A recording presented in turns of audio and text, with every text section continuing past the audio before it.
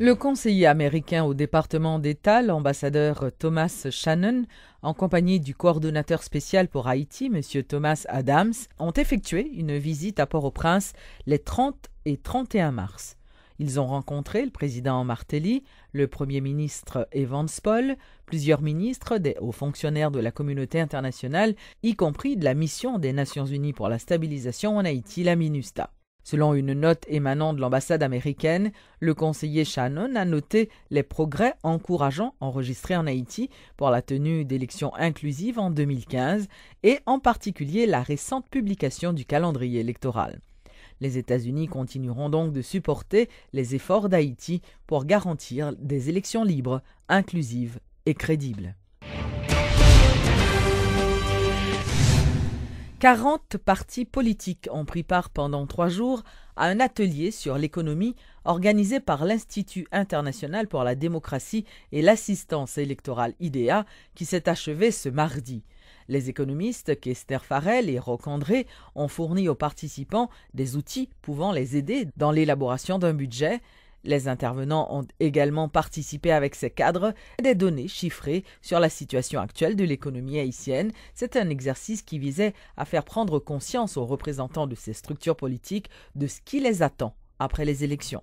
Nous sommes en période de pré-campagne, c'est vrai, mais travail, renforcement, est d'autant plus important que nous, en période pré-campagne et que nous prenons en période campagne bientôt. Ça veut dire que candidat, il y a toujours fait campagne, mais parti politique, il y a toujours intéressé, voyez, des cadres qui, eux-mêmes, a justement rencontré des experts et des experts dans différents thèmes pour enrichir vision, pour enrichir ça, il le fait, eux-mêmes, il y a au pouvoir. Et c'est comme ça que atelier 3 jours avec parti politique que nous travaillons avec eux depuis 3 ans maintenant, l'ICHITA de façon spécifique sous économie. Tout jeune cadre parti politique qui l'a yo pour que yo capable ensemble avec les différents responsables de partis politiques yo même yo là-dedans pour yo pas pendant que ce soit sous monter un budget, élaborer un budget, et budget par rapport à vision, budget par rapport à politique économique que eux-mêmes yo gagnent. Au cœur de la définition et de la mise en œuvre des politiques publiques, il s'agit de l'instrument de planification par excellence, l'instrument qui permet de prévoir, de piloter et de contrôler l'action publique.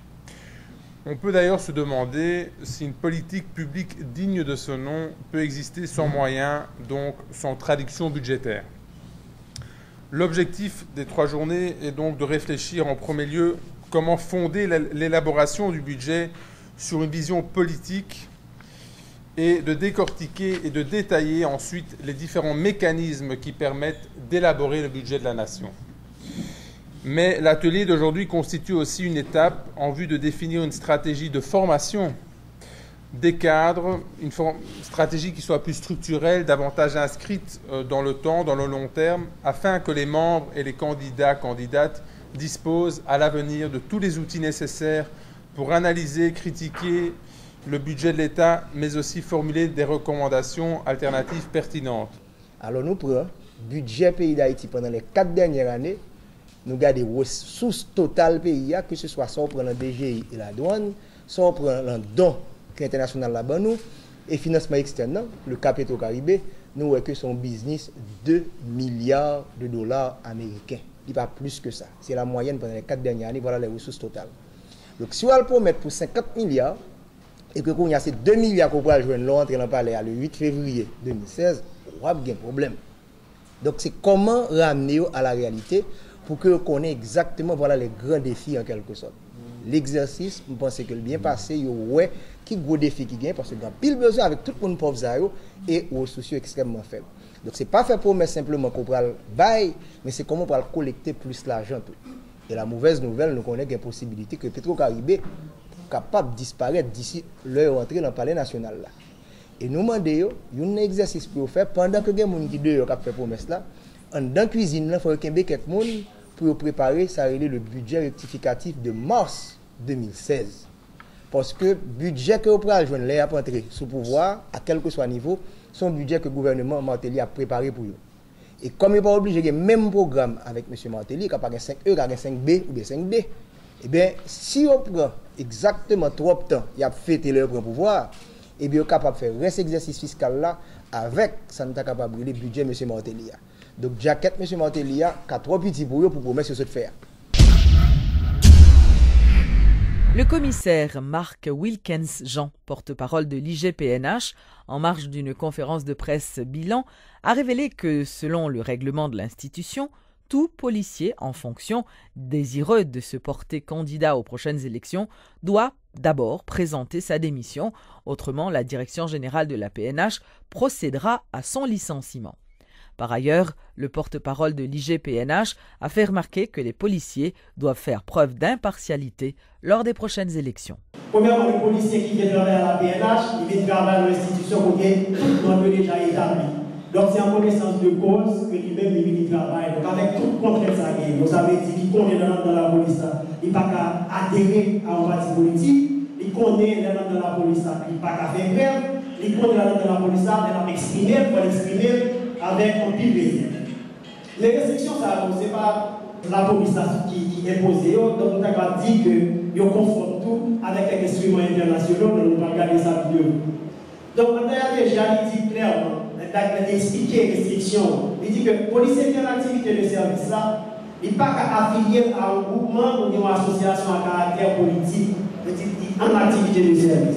Il dit par contre, en tenue civile, il peut assister à des réunions publiques ou privées et à un caractère politique, sous réserve qu'il ne soit pas fait état de sa qualité de policier. Donc ça veut dire qu'il doit reconnaître aux citoyens, à savoir qu'il est capable, non association, etc., de reconnaître la policier.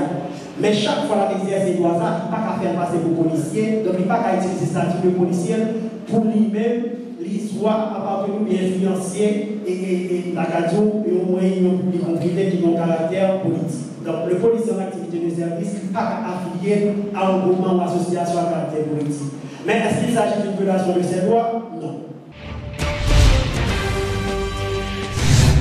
L'ancienne déléguée départementale de l'Ouest, Marie-Antoine Gauthier, en fonction sous le gouvernement de Jean-Bertrand Aristide, a été auditionnée ce mardi par le juge instructeur Lamar Bélizaire dans le cadre de l'enquête sur la dilapidation des fonds de l'État. Son avocat, maître Patrick Rouly, a fourni quelques explications aux journalistes. On la forme, une citoyenne répond à une convocation d'un juge d'instruction. Mais elle a été invitée à se présenter au cabinet d'instruction. Oui. Mais pourquoi? Mais dans le cadre d'informations à fournir. À fournir sur quel dossier, tout simplement? Par rapport à ce qu'elle a été déléguée. Donc, maintenant, dans le cadre d'une instruction, on peut l'appeler pour lui poser des questions. Non, elle a été appelée comme témoin. De là à dire qu'elle ne sera pas inculpée, là, vraiment, un juge d'instruction transforme un témoin en inculpé et selon la procédure. À la disposition de la justice? On est toujours à la disposition de la justice une fois qu'on a été appelé au cabinet d'instruction. Le ministre haïtien de l'Agriculture, Fresner Dorsin, a rencontré son homologue dominicain en marge de la réunion de la commission mixte bilatérale de vendredi dernier en République dominicaine. Les deux hommes ont discuté de la mouche méditerranéenne qui contamine les fruits et les légumes à Punta Cana. Les deux ministres ont constitué une commission mixte composée de 6 membres, chargée aussi de suivre la propagation de cet insecte. Nous avons un plan de prévention que nous élaboré depuis avant nous aller l'autre bois. Nous même un plan de lutte et que nous-mêmes nous mettons ensemble avec eux côté. Jodia nous entendons, nous mettons une commission en place. Mouche n'a pas de frontière, mouche n'a pas de langue et mouche n'a pas de couleur. Et que le cas vient ici, nous avons fait prévention et que nous-mêmes avons fait lutte là et que faut nous travailler ensemble pour mouche n'a pas gagner trop sous île là. Deuxième bagaille nous entendons avec eux que commission ça va partir prochainement l'autre bois pour faire 2 ou 3 jours pour garder comment elle travaille. Ces rapports techniques commission ça qui permettent nous-mêmes nous reconsidérer au fur et à mesure les mesures. C'est-à-dire que il y a des fruits qui plus sensibles à nous, il y a des fruits qui sont moins sensibles. Donc si nous avons un travail à faire de qualité et que nous-mêmes nous clairs avec eux que nous travaillons ensemble pour qu'au fur et à mesure nous présenter aux yeux du monde que il là, safe, il n'a pas de problème contre mouche méditerranéenne. Le ministère de l'Agriculture et l'Union européenne ont présenté le premier bilan du programme d'appui à l'amélioration de la sécurité alimentaire en Haïti. Lors d'une journée d'échange sur la sécurité alimentaire et nutritionnelle, les acteurs impliqués ont discuté autour de ce programme financé par l'Union européenne à hauteur de 20 millions d'euros. Suivez les explications du ministre de l'Agriculture, Fresner Dorsin, et du représentant de l'Union européenne en Haïti, l'ambassadeur Javier Niño Pérez. Les échanges de cette journée, j'en suis sûr, nous permettront d'aller plus loin et de nous pencher sur d'autres résultats comme le défi alimentaire. Mon message ce matin est simple et limpide. Les efforts conjugués du gouvernement Martelly, du Premier ministre Paul Evans, des différents ministères, du Bureau de l'Ordonnateur national, de nos partenaires et de nous-mêmes portent le fruit et doivent être poursuivis avec détermination pour réduire l'insécurité alimentaire dans les pays. L'Union européenne entend continuer à jouer son rôle de partenaire de développement en Haïti et à s'investir de façon substantielle dans le renforcement de la sécurité alimentaire et nutritionnelle.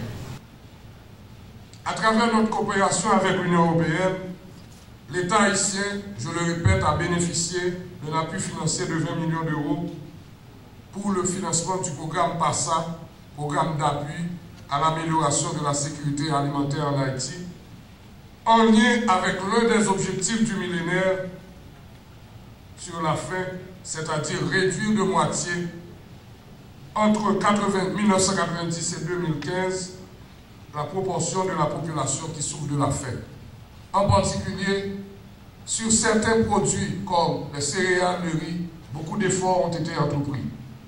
Nous sommes passés de 80 000 tonnes de riz à 120 000 tonnes aujourd'hui et encore des efforts sont à faire. Nous avons fait beaucoup d'efforts en termes d'accompagnement des partenaires vers la stimulation de l'investissement privé dans le secteur agricole. Le ministère de l'Agriculture, dont j'ai l'honneur de diriger aujourd'hui, ne ménagera pas ses efforts. Aux côtés du Bureau de l'Ordonnateur national, aux côtés du ministère de la Santé publique et de la Population, aux côtés de l'Union européenne, aux côtés en particulier de tous nos partenaires présents dans la salle, que ce soit des partenaires techniques et financiers, pour aider le pays, et en particulier la population, à améliorer ses conditions de vie.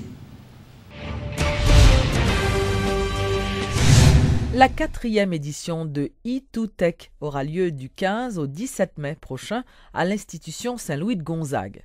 Le président de l'Association haïtienne pour le développement des technologies de l'information et de la communication, Patrick Attier, qui en a fait l'annonce, a aussi souligné que ce salon, initié depuis 2009, vise à promouvoir et à vulgariser les technologies liées à l'énergie et à l'environnement, plus précisément les dernières découvertes en matière de sécurité en ligne.